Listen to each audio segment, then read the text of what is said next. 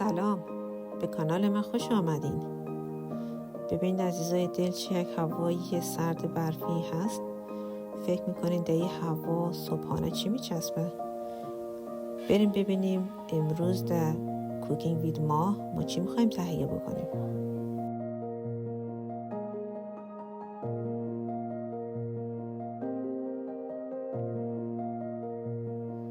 به به، چه یک حلوای سرخ سمنکی خوش رنگی. به نظر شما چطور شده عزیزای دل؟ نظریات خودتون رو با ما به اشتراک بذارین. بریم ببینیم که چطوری ما این حلوا رو درست کردیم. در ابتدا یک قابلمه بزرگ انتخاب کردیم. 2 کیلو آرد سبوسدار دارم، به داخل ظرف اضافه میکنم.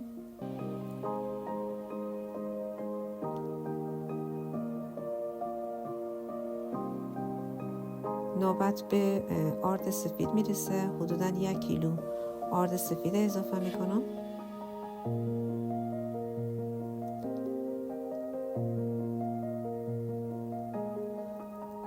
نوبت به سبوس میرسه.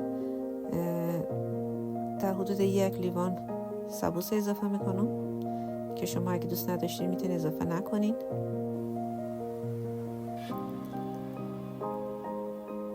نوبت به سمنک میرسه. سمنک رو آسیاب کردیم. حدوداً 4 یا 5 لیوان هست که او رو اضافه میکنم.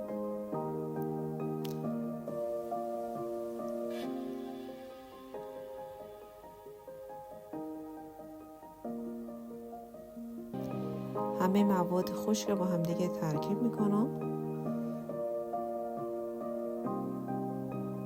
نوبت اضافه کردن آب میرسه. آب نباید خیلی سرد باشه نه خیلی گرم.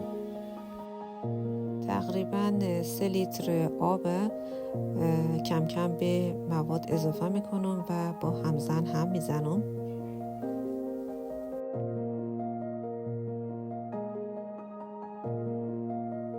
همه آب یک بارگی به خمیر اضافه نکردم چون امکان داره خمیر ما خیلی رقیق و آبکی بشه. کم کم اضافه میکنم.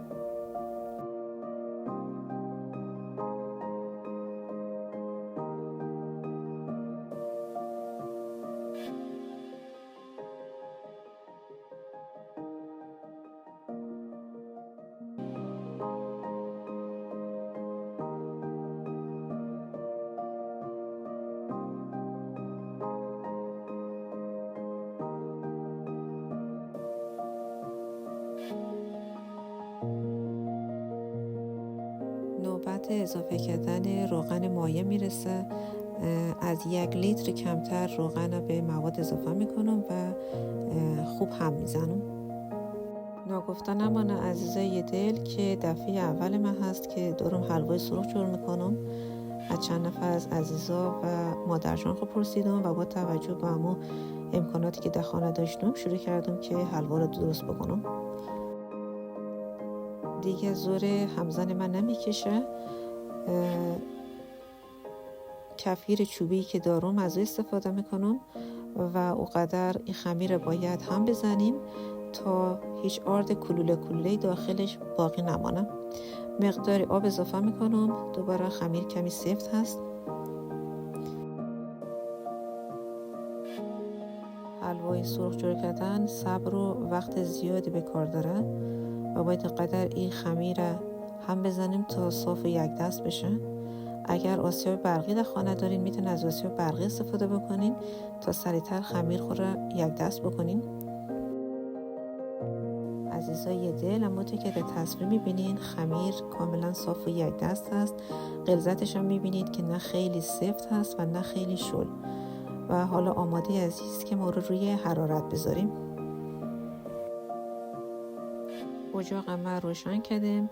دمایش هم خیلی زیاد هست و دائم خمیر هم میزنم تا زیرش نگیره و نسوزه.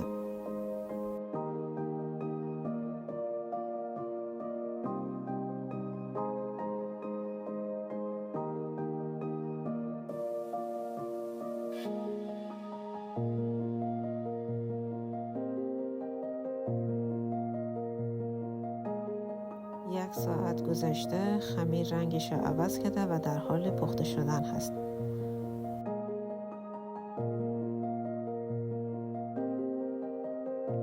خمیر کم کم داره به روغن میفته و به اطراف میپره. باید خیلی مواظب باشین و ما از دستگیره آشپزخانه استفاده کردیم، به دست کردیم تا خمیر به دست من نپره. عزیزای دل، حدوداً 2 ساعت گذشته خمیر کم کم سفت میشه و در حال پخته شدن هست، اما خیلی به اطراف میپره. برای اینکه کار ما راحت‌تر بشه ما خمیر داخل یک دیگ نسوز که دسته از جنس خود دیگ هست میریزم و خمیر داخل فر قرار میدم تا از 4 طرف حرارت به حلوای ما برسه و سریعتر پخته بشه و این ترتیب کار ما راحت تر هست.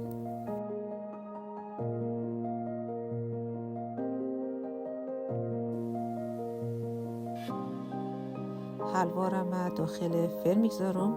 دمای فر خیلی بالا هست. با این روش حلوای ما به اطراف نمیپره و سریعتر پخته میشه. همونطور که در تصویر میبینید حلوا در حال سرخ شدن هست.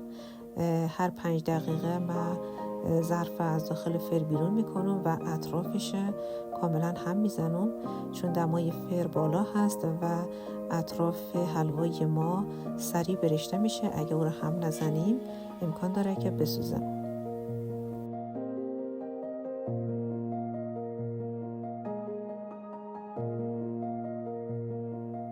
حدوداً 2.5 ساعت گذشته و حلوای سرخ همونطور که در تصویر میبینید به روغن افتاده و آماده شده. حالا حلوا رو من از فر بیرون میکنم و آماده نوش جان شدن هست.